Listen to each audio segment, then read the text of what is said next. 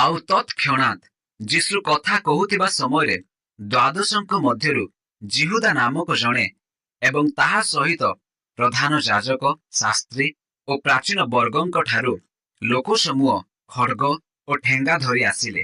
ତାହାଙ୍କୁ ଶତ୍ରୁ ହସ୍ତରେ ସମର୍ପଣକାରୀ ସେମାନଙ୍କୁ ଏହି ସଂକେତ ଦେଇ କହିଥିଲା, ମୁଁ ଯାହାଙ୍କୁ ଚୁମ୍ବନ କରିବି ସେ ସେହି, ତାହାଙ୍କୁ ଧରି ସାବଧାନରେ ଘେନିଯିବ।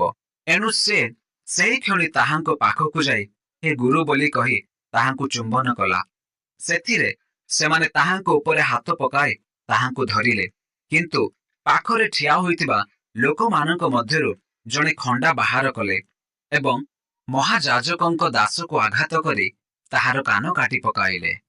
ଯୀଶୁ ସେମାନଙ୍କୁ ଉତ୍ତର ଦେଲେ, ଡକାୟତ ବିରୁଦ୍ଧରେ ବାହାରିବା ପରି ଖଣ୍ଡା ଓ ଠେଙ୍ଗା ଘେନି ତୁମ୍ଭେମାନେ କଣ ମୋତେ ଧରିବାକୁ ଆସିଲ?